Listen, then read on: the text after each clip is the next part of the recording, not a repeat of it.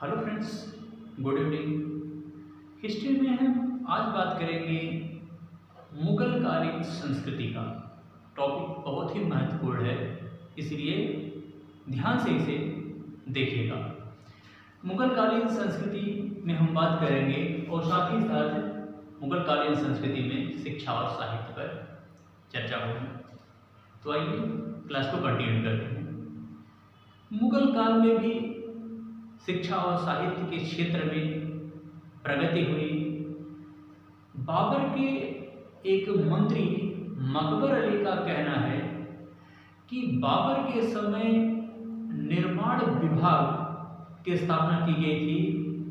हालांकि उस निर्माण विभाग को कहा जाता था शोहरत-ए-आम। शोहरत-ए-आम, शोहरत-ए-आम। उस निर्माण विभाग को शोहरत-ए-आम के नाम से जाना जाता था और जिसका मेन कार्य था शिक्षा के क्षेत्र में कार्य करना। साथ ही साथ आगे चलकर देखेंगे तो बाबर के बाद हुमायूं उसका उत्तराधिकारी हुआ और हुमायूं ने पुराने किले को उसने एक संग्रहालय में या एक लाइब्रेरी में जो उसने बदल दिया था। इसके अलावा उसने दिल्ली में एक मदरसे की भी स्थापना की थी। इसके बाद हुमायूं के बाद फिर अकबर आया। अकबर ने फतेहपुर सीकरी तथा आगरा दोनों जगहों पर उसने एक एक शिक्षा के लिए एक एक मकबरे की स्थापना उसने करवाई। जहांगीर के समय, अकबर के बाद जहांगीर आया तो जहांगीर ने एक नया नियम लागू किया कि यदि कोई अमीर मरता है, यदि किसी अमीर की मृत्यु होती है और यदि उसका उत्तराधिकारी नहीं है तो उसकी जो संपत्ति होगी वह संपत्ति शिक्षा के क्षेत्र में उसका इस्तेमाल किया जाएगा। इसके अलावा उसके बाद फिर शाहजहां का शासनकाल आता है। शाहजहां के समय भी शिक्षा के क्षेत्र में कार्य हुआ।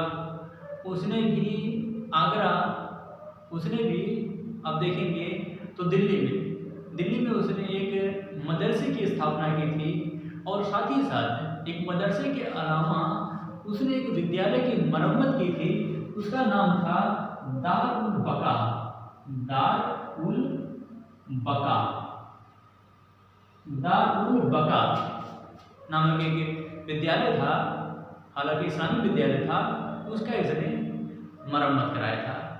इसके अलावा अगर हम देखें तो मुगल काल में कुछ महत्वपूर्ण महिलाएं थी जो शिक्षित थी तथा शिक्षा के क्षेत्र में उनका महत्वपूर्ण रोल रहा।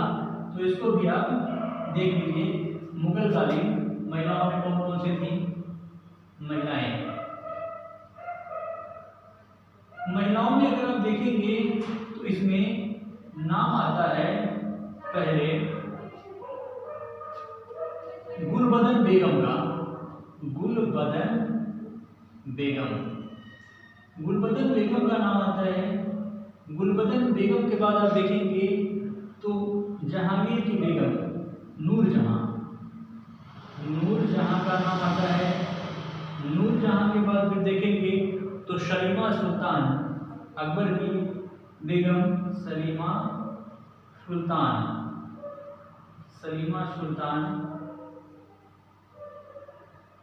सुल्तान का नाम आता है। इसके अलावा शाहजहां की बेगम मुमताज का भी नाम आता है। इसके अलावा आप देखेंगे तो शाहजहां की एक पुत्री थी जहां आरा, उसका भी नाम आता है। और एक औरंगजेब की पुत्री थी जेबुन्निसा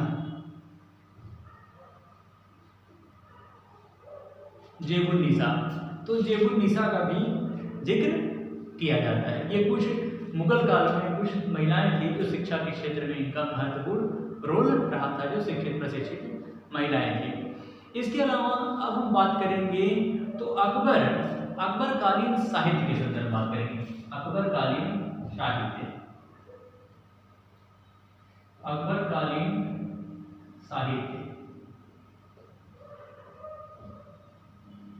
अकबर कालीन साहित्य में अगर आप चर्चा करेंगे तो आप देखेंगे अबुल फजल, अबुल फजल, अबुल फजल, अबुल फजल की पुस्तक का नाम है आईने अकबरी, अकबरनामा, अकबरनामा, आईने आईने अकबरी, अकबरनामा। हालांकि आईने अकबरी जो है अकबरनामा का ही एक पार्ट है। इसके अलावा फैजी, फैजी का चर्चा करेंगे तो फैजी की भी एक पुस्तक है अकबरनामा, अकबरनामा फैजी की पुस्तक है। इसके अलावा आप देखेंगे तो बदायूनी, बदायूनी, मुंतखब उल तवारीख, बदायूनी की पुस्तक कौन सी है तो मुंतखब उल तवारीख, मुंतखब उल तवारीख, मुंतखब उल तवारीख है। इसके अलावा आगे देखेंगे तो अब्बास खां शेरवानी, अब्बास खां शेरवानी, अब्बास खां शेरवानी, अब्बास खां शेरवानी की दो महत्वपूर्ण पुस्तकें हैं।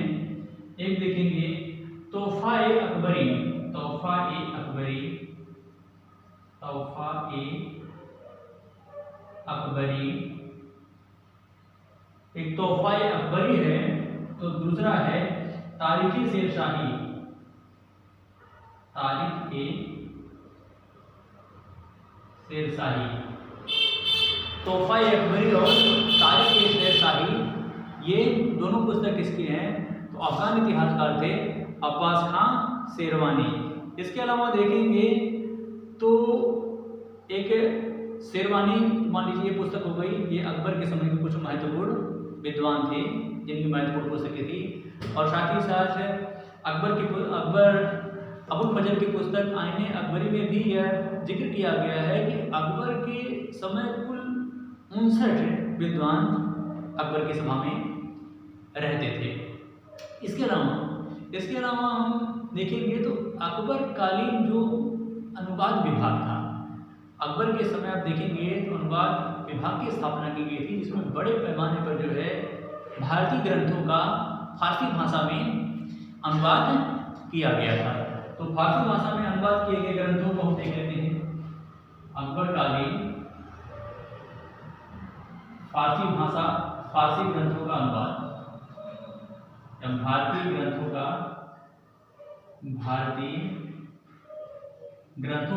फारसी में अनुवाद, फारसी में अनुवाद। तो सबसे पहले हम देखेंगे तो रामायण का बदायूनी के द्वारा फारसी भाषा में अनुवाद किया गया था। रामायण का बदायूनी के द्वारा फारसी भाषा में अनुवाद किया गया था। इसके अलावा महाभारत का देखेंगे, महाभारत का देखेंगे तो रजनामा के नाम से इसका फारसी भाषा में अनुवाद हुआ था। रजनामा, महाभारत का फारसी भाषा में रजनामा के नाम से अनुवाद हुआ था। इसके अलावा देखेंगे तो हाजी इब्राहिम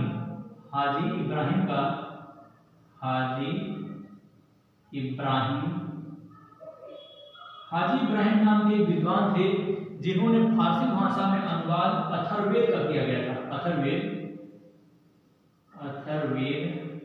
का इन्होंने फारसी भाषा में अनुवाद किया था। इसके अलावा देखेंगे तो फैजी के द्वारा फारसी भाषा में, फैजी द्वारा फारसी भाषा में अब देखेंगे तो लीलावती, फैजी के द्वारा लीलावती का, इसका जो है लीलावती, फैजी के द्वारा लीलावती, अब जानते हैं कि यह भास्कराचार्य के द्वारा संस्कृत में लिखे गए गणित की पुस्तक थी। भास्कराचार्य द्वारा लिखी गई गणित की एक पुस्तक थी जो संस्कृत में लिखी गई थी। और इसका इन्होंने जो है लीलावती उसका फारसी भाषा में अनुवाद किसने किया था? तो फैजी ने किया था। इसके अलावा देखेंगे तो मुकम्मल खां, अगले विद्वान कौन थे? मुकम्मल खां जिन्होंने ज्योतिष मुकम्मल खां ने ज्योतिष के ग्रंथ का फारसी भाषा में अनुवाद किया था। इन्होंने ज्योतिष का फारसी भाषा में अनुवाद किया था। इसके अलावा अब्दुल रहीम खान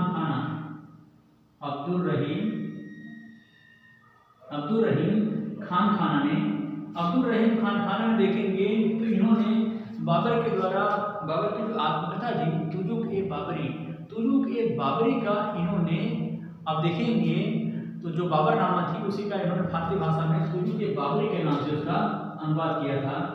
तुजुक ए बाबरी का इन्होंने फारसी भाषा में अनुवाद किया था। इसके अलावा आप देखेंगे तो शाह मोहम्मद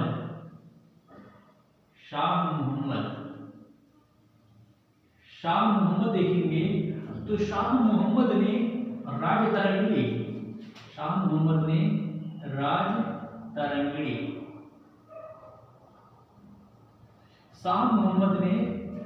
तरंगिणी का फारसी भाषा में अनुवाद किया था। इसके अलावा देखेंगे तो अबुल फजल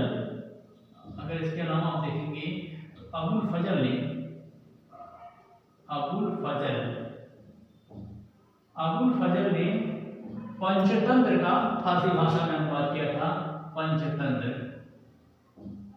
अबुल फजल ने पंचतंत्र का फारसी भाषा में अनुवाद किया था। इसका नाम दिया था अनवार ए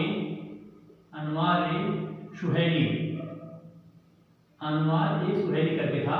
अनवार ए सुहेली के नाम से इन्होंने इसका फारसी भाषा में अनुवाद किया था अबुल फजल ने, किसका? पंचतंत्र का।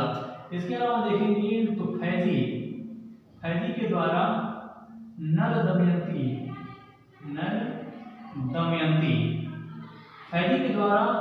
दमयंती का फारसी भाषा में अनुवाद किया गया था।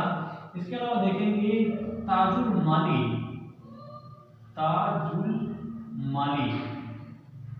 माली के द्वारा आप देखेंगे तो ताजुल माली के द्वारा हितोपदेश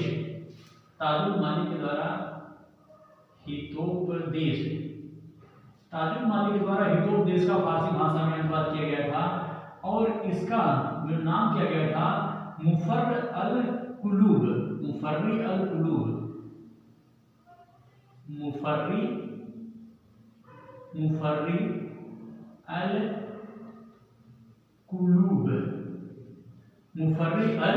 कुलूब नाम से इसका फारसी भाषा में अनुवाद किया गया था।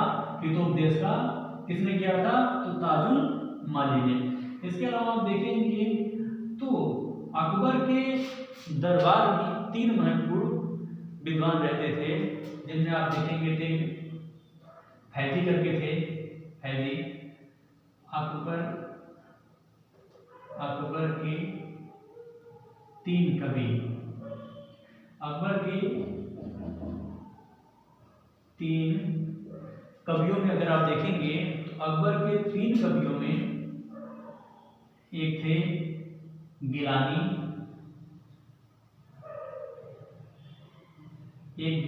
थे और दूसरे थे फैजी। दूसरे कौन थे? एक गिलानी थे और दूसरे फैजी थे तथा तीसरे थे हुसैन नासरी।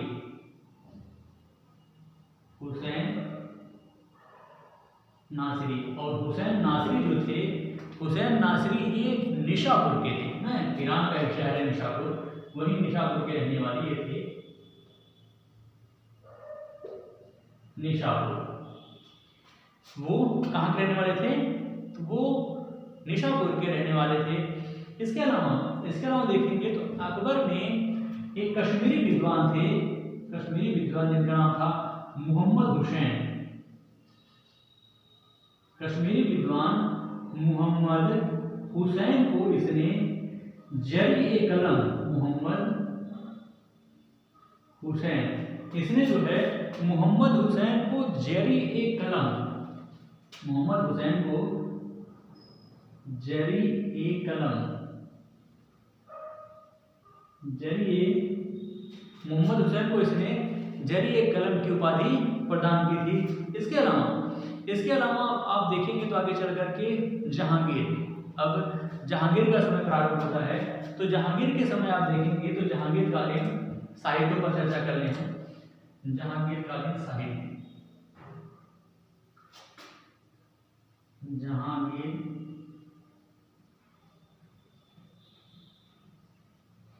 साहित्य, तो जहांगीरकालीन अगर साहित्य की बात करेंगे तो जहांगीरकालीन जो साहित्य था, तो जहांगीर ने अपनी आत्मकथा तुजुक-ए-जहांगीरी,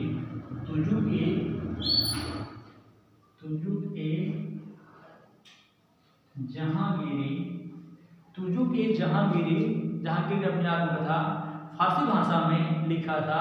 इसके अलावा आप देखेंगे तो ख्वाजा कामगार खां, ख्वाजा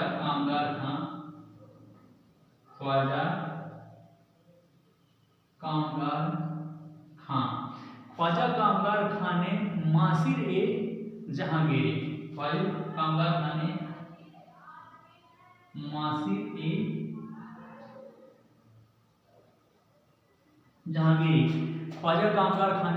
मासिर-ए-जहांगीरी के नाम से उसने जो है फारसी भाषा में पुस्तक लिखी थी। इसके अलावा आप देखेंगे तो मौदमिद खां जो थे ये उनके दरबारी कवि थे। मौदमिद खां जो थे ये दरबारी कवि थे, जहांगीर के दरबारी कवि थे। इन्होंने इकबाल-नामा-ए-जहांगीरी,